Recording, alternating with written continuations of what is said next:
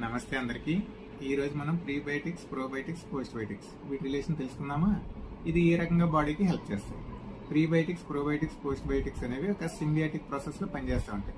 అసలు ప్రీబయోటిక్స్ అంటే ఏంటి? మన గట్ రూపంలో ఉండే లోపల బ్యాడ్ బ్యాక్టీరియా ఎప్పుడైతే కనుక ఎక్కువ అవుతూ ఉంటుందో మనం బయట నుంచి ఎక్స్టర్నల్గా ప్రోబయోటిక్స్ అనేది ఇవ్వగలిగినప్పుడు గట్లో ఉండే బ్యాడ్ బ్యాక్టీరియాని అవి తగ్గించి గట్ హెల్త్ని బెటర్ చేస్తానికి హెల్ప్ చేస్తూ ఉంటాయి అనమాట.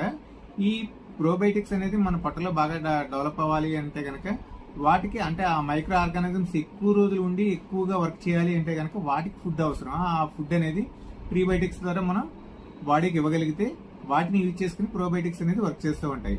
ఈ ప్రీబయోటిక్స్ అనేవి మనకి కూల్డ్ పొటాటోస్ నుంచి కావచ్చు, కూల్డ్ రైస్ నుంచి కావచ్చు, బనానాస్ నుంచి కావచ్చు, యోగట్ నుంచి కావచ్చు, ఆస్ప్రాగస్, ఇలా డిఫరెంట్ వాటి నుంచి మనకి ప్రీబయోటిక్స్ అనేది దొరుకుతూ ఉంటాయి. ఈ ప్రీబయోటిక్స్ ఫుడ్ అనేది ప్రోబయోటిక్స్ కి ఇవ్వగలిగినప్పుడు ప్రోబయోటిక్స్ ఏం చేస్తుంది అంటే కనుక వాటిని ఉపయోగించుకుని ఎక్కువ కాలం మన గట్ హెల్త్ ని బెటర్ చేయడానికి పనిచేస్తూ ఉంటది. సో ఈ ప్రీబయోటిక్స్, ప్రోబయోటిక్స్ వలన మనకి ఏంటంటే పొట్టలో మామూలుగా మనం తీసుకునే న్యూట్రియంట్ ఫుడ్స్ ని అబ్జర్వ్ చేసుకోవడానికి పనికొస్తుంది, కాల్షియం ని అబ్జర్వ్ చేసుకోవడానికి పనికొస్తుంది, ఇమ్యూనిటీ హెల్త్ ని బెటర్ చేయడానికి పనికొస్తుంది, మెంటల్ హెల్త్ అనే దాన్ని బ్యాలెన్స్ చేయడానికి పనికొస్తా ఉంటుంది అనమాట. సో ఈ ప్రోబయోటిక్స్ నుంచి నెక్స్ట్ లెవెల్కి వచ్చేటప్పటికి పోస్ట్ బయోటిక్స్ అనేది ఉత్పత్తి అవుతూ ఉంటాయి.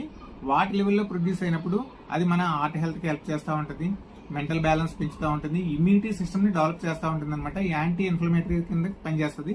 సో యాంటీ ఇన్ఫ్లమేటరీ కింద ఎప్పుడైతే పనిచేస్తూ ఉంటుందో క్యాన్సర్ సెల్స్ అనేది బెటర్గా మనకి తగ్గిపోతూ ఉంటాయి.